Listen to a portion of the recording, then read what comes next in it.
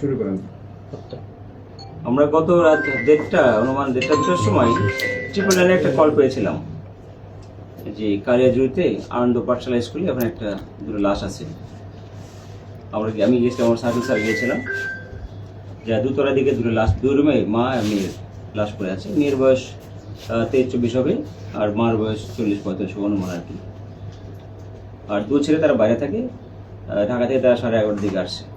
এসে তারা 1:30 ট্রিপল লাইনে ফোন দিয়েছে যে হত্যাকাণ্ড হতে পারে। আমরা গেছি যে আজ কিন্তু লাশ পড়ে আছে। প্রাথমিক ধারণা হচ্ছে এটা হত্যাকাণ্ড আসলে, নাহলে আমরা লাশ উদ্ধার করেছি, আইনগত ব্যবস্থা গ্রহণ করেছি। আর তার ছেলেরা মামলা মোকদ্দমা করে প্রস্তুতি গ্রহণ করছে।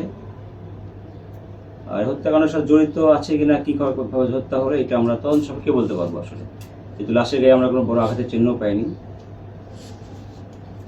বা মেয়েটা রেপের শিকার হয়েছে কিনা তাও আমরা জানি না। পয়নামতন করে জানতে পারবো যে আসলে হত্যাকাণ্ডের রহস্যটা কি, কারা জড়িত বা অন্য কিছু আছে কিনা, এটা জানা যাবে।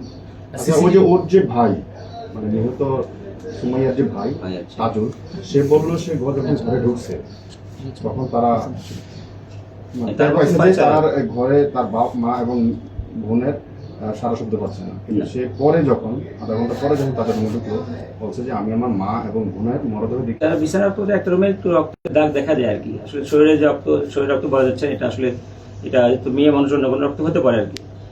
আর তার মায়ের চোখে একটু রক্ত দেখা যায়, রক্তের মতো দেখা যায়। আর মেয়ের গায়ে আঘাতের কোনো চিহ্ন পাওয়া যায়নি। গলায় ছোট কালো একটা দাগ আছে মেয়েটার গায়ে, আর মায়ের গায়ে শুধু চোখে একটু রক্তের দাগ দেখা যায় আর কি। এছাড়া আঘাতের কোনো গুরুত্বপূর্ণ আমরা পাইনি, গুরুতর কোনো আঘাত বা জখম হচ্ছিল মনে হয় না। সিসিটিভি ক্যামেরায় একজন সিসিটিভি ক্যামেরা পেয়েছি, স্কুলের সিসিটিভি ক্যামেরা আমরা পর্যবেক্ষণ করতেছি আমরা, যে একজন লোক যাতায়াত করছে স্কুলের একটা স্কুল, এবং ওখানে নির্মাণের বিল্ডিং এর শ্রমিকেরাও আছে এখানে, আবার সামনে দোকানদারও আছে। আসলে এই ব্যক্তি কে বা কে খুঁজে অনুসন্ধান করে বের করবো আমরা আসলে।